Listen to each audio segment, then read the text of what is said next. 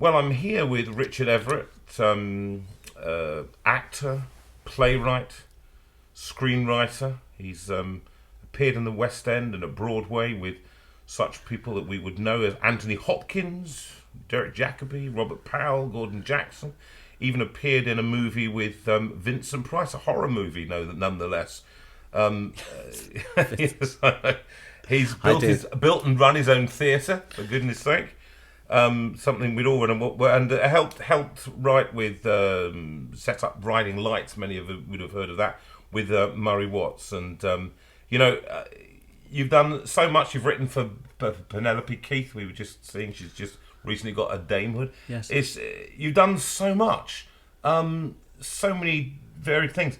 Why this now? Why sound bites? What are you doing here? It sounds great when you condense it all, and it sounds like a wonderfully kind of full and rich and varied career. And I suppose up to a point it has been. Although I have to say, it's been over a long time. Yes, you're very, very, very old. Yeah, very old indeed.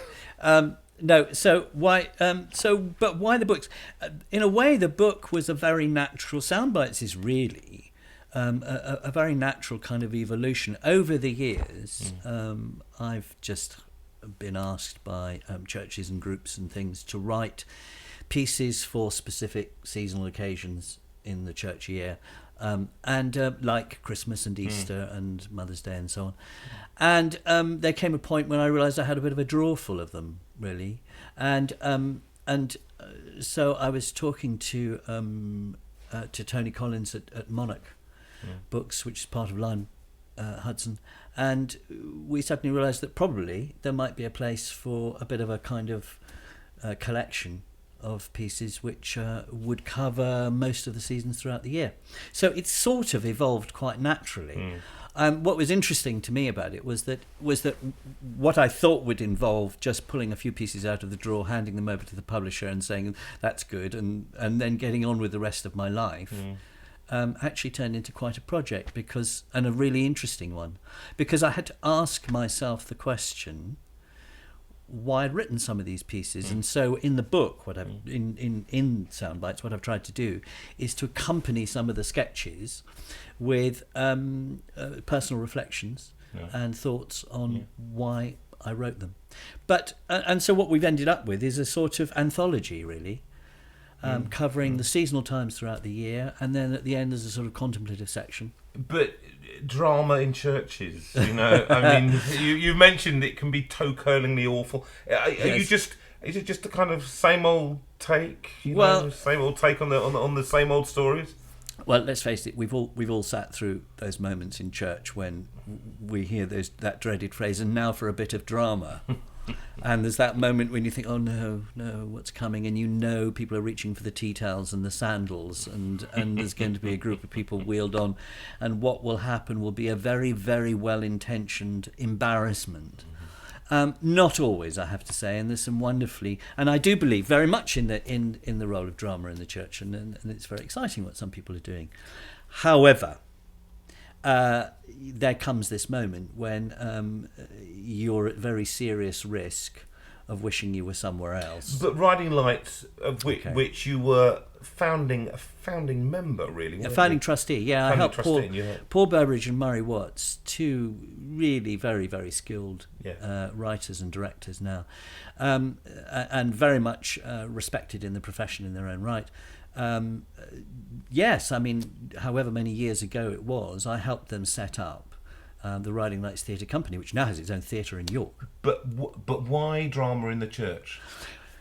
Well, two things. First of all, there is a long-standing tradition of the use of drama in the church. We go back to the mystery plays. It was the only way by means. It was the only way by which people could learn or find out about the essentials of the Christian faith. It was a simple form of teaching.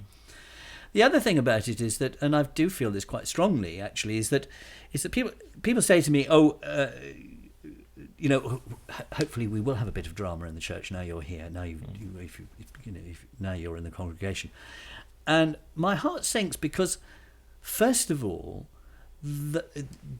an actual church service is full of drama. There is drama there. We don't suddenly manufacture it out of thin air and suddenly I mean, the Lord's Supper is. Yes, you talk about this in the book. Yeah, it's one of the most dramatic pieces of reenactment that you could possibly imagine. And when people say to me, "Oh, hopefully we'll have a bit of drama in the church," I want to say, well, we've just had the Lord's Supper, so how much more dramatic do you want to get? However, I do know what people are talking about, and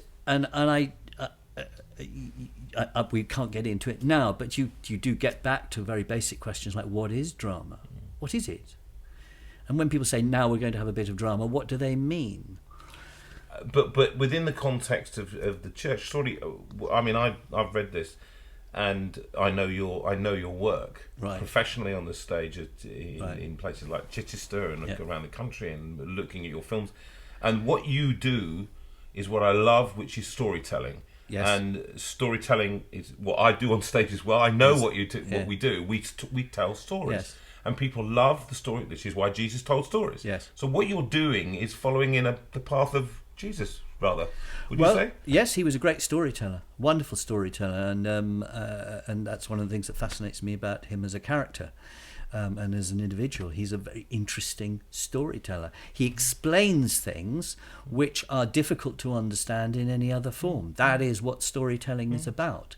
It tells you something about something which is actually, by definition, not easy to understand. And you've got, for me, what's wonderful about this book is you cover so many areas. I mean, like we talk about Mother's Day, you cover Mother's Day, which is often soppy and wet and warm, and you do something different with that, another take on it. You do Christmas, you do Easter, almost a shocking. The Easter one is a fantastically and shocking reenactment of Easter. In this current current atmosphere of non-faith.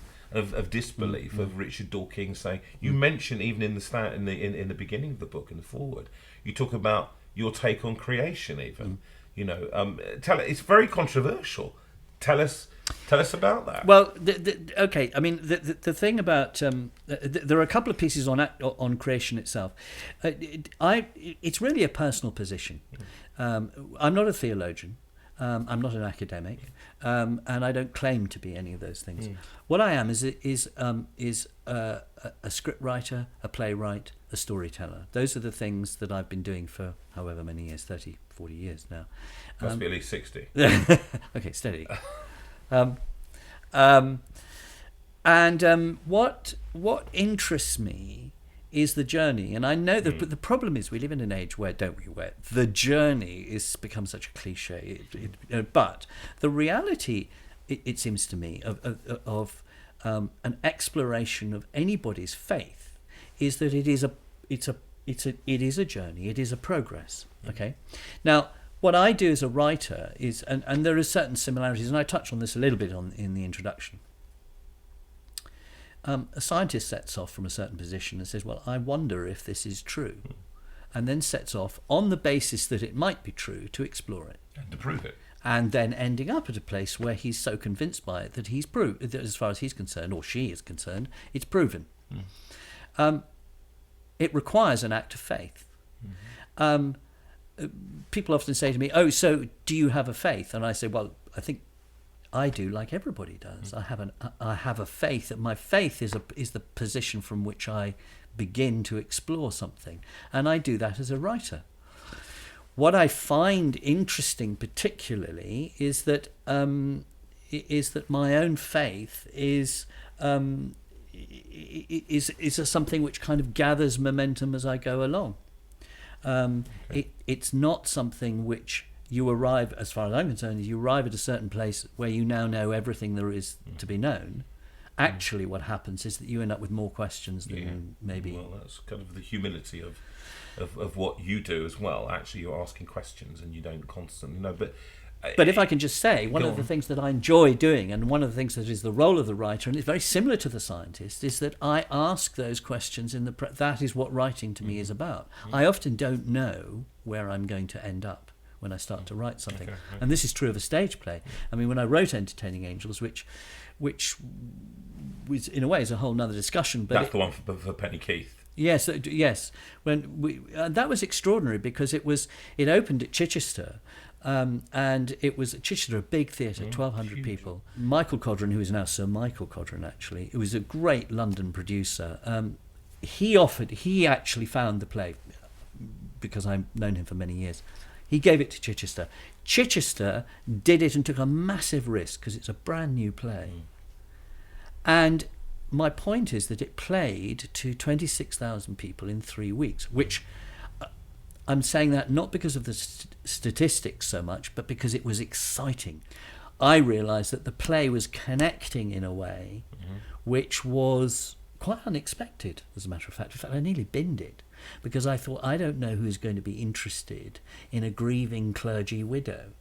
It sounds all rather dreary, and actually the play is a comedy, believe it or not. But I didn't know when I started that play where I was going to end up. That's my point. And that writing for me is a journey. You set off to try and find out what it is you think. So you actually discover on the hoof. And that, to me, is very much like the role of a scientist. You are, in fact, another pilgrim. You're on a journey. So as much as journey may be a cliche, in fact, it's a very, very real part of any form of exploration. You said something, and you've been quite controversial, I think, for me. For some people, they talk about my records as Christian records, and when I sing opera, I suppose they consider that not to be Christian. You write at the end of your foreword just a little paragraph, and you say, "This is not a Christian book." What do you mean, Mr. Everett? What do you mean, young man? Well, actually, I'm perfectly serious when I say that, because, frankly, I don't think such things exist. I've never come across a book that's been converted. Have you? I mean, in all seriousness,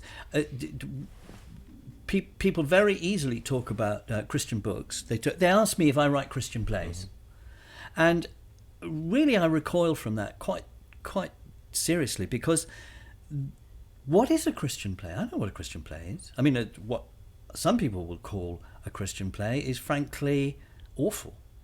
There are good plays and there are bad plays. Right, that's your position, isn't it? Yeah, You write as a Christian man.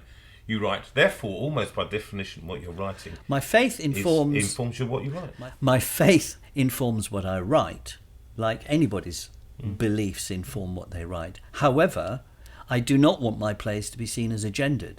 They're not. And what you don't want them to be seen, you want them to be able to played on the radio or played on the TV as just things.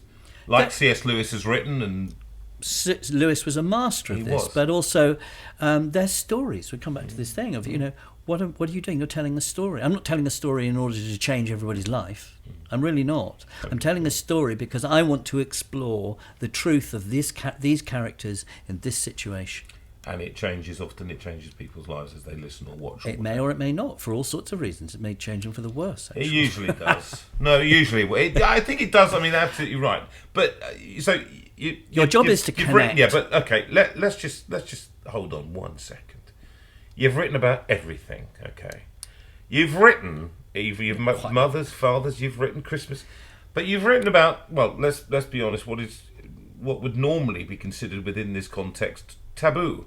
You've written, Mr. Everett, about sex. Oh, right. Yes. Well, it's a sketch in Soundbites, which is called Yes, Father.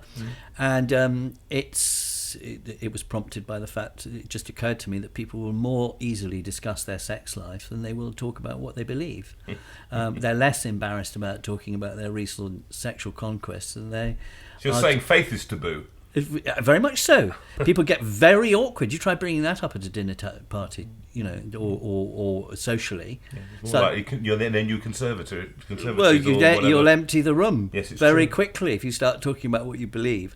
But now, look, I don't want to turn it the other way and say, the one thing Christians can never talk about is sex. It's a sketch which illustrates how awkward a father can find it to talk to his son about what he believes. And I've just simply juxtaposed sex and God. Yeah. But I tell you, when I first did it to a group down at Lee Abbey, it's a conference down there, and it just took the roof off. People were because once they realised what it was about, Do you find that people want to laugh, but they felt that they shouldn't, and then once they did, it was wonderful. It was liberating. Yeah, well, laughter is liberating. It's interesting, actually, that laughter is often considered to be a sort of slightly whimsical exercise.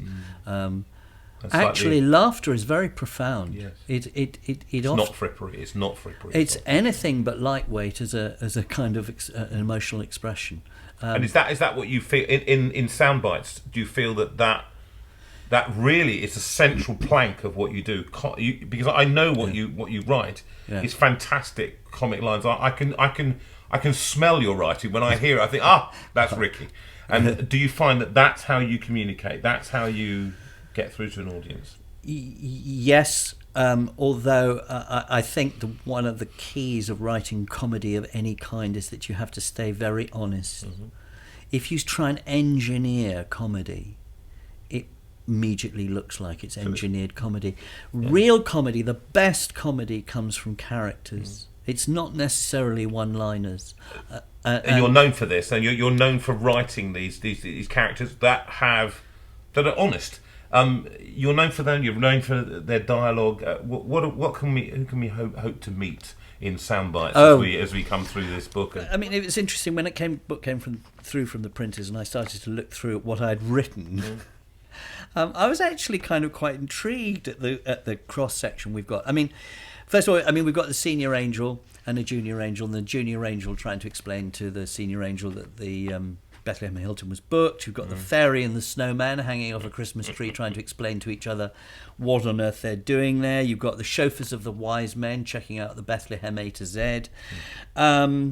You've got the star telling its own story. I've turned the star into a character. In Easter, you've got you've got a Lent inspector. You've got a guy, because Easter covers Lent and Easter and the whole Easter weekend. You've got a guy turning up from the KGB, which is the Keeping God in His Box. It's a government department. Look. Can what I see from one other I've got to mention because is Jethro and Miriam. Yes. Jethro and Miriam, who are the couple who their prized possession is a donkey, and Jethro has to explain to Miriam that actually he's lent it to some guys and Miriam is furious. So we suddenly enter the whole kind of Palm Sunday experience through a major domestic scene between two couples. That's the kind of thing I love doing. I think what you do is you connect with your audiences. Can anybody get hold of this? Do we have to have a background in the Bible to understand these stories? Do we have to have lots of background to understand it? No, absolutely not. So ordinary people can just listen to this and absolutely really not. Connect you don't. Absolutely, it's. I think it's perhaps one of the things that's most precious to me in a way is that I love looking at between the lines of, especially, both the Old and the New Testament, but as well, I'm not a theologian, I'm not a biblical scholar. What I'm interested in is the characters. I'm also interested in what I call lost conversations, where people are, you wonder, what happened there? Who said what to who? Why did they say it? There's a hint of an exchange, and behind it you realise there's a subtext. There are characters, and there are stories, which I openly admit that what I've done is gone off to play. I mean, the word play is part of the word playwright. It is what I do. I have gone off to play with these lost conversations, tried to explore in order to find the people, the characters, because character is what interests me. Characters tell you stories, and that's what I've gone for, really. I did a movie called Cry of the Banshee. Oh, I remember that one. Yeah, well, lots of people do. And it was starring Vincent Price. And Vince, he was the most delightful man. Great singer too. Was he a great singer? He was also great, baritone. and he was a great cook. Yeah. Phenomenal. There you go. And in this scene, I had to attack him. But I wasn't just, I was playing the son of a local kind of sorcerer or something, anyway, I had to attack him in the middle of a banquet. So what I was directed to do was, he was sitting at the end of a long table, and it took a lot of setting up because there were chickens and food and roast, and there was a big banquet, and I had to dive down this table with a knife and try and attack him, which I did. And there was a lot of preparation because of all the food and everything. Eventually, we turn over, camera, action, and I did it. And actually, what was supposed to happen was that at the point at which I went at him with the knife, he turned the knife to me and stabbed me instead. Instead of which, I went towards him, grabbed him by the scruff of the neck, by the sort of lapels he was wearing, and at the moment at which I thought he was supposed to stab me, he simply turned to the camera and he said, "This is my 100th motion picture." And he was such a big star that, of course, he could get away with it. And the whole place just fell about laughing. And I was a young actor, and I thought I was supposed to die at this point. And, thank you. I mean, I really do hope that it's a book which actually you don't have to be a lovey. No. And you don't have to be particularly into the theatre. It actually does seem to make, from what people are saying, a really quite nice read. Yes.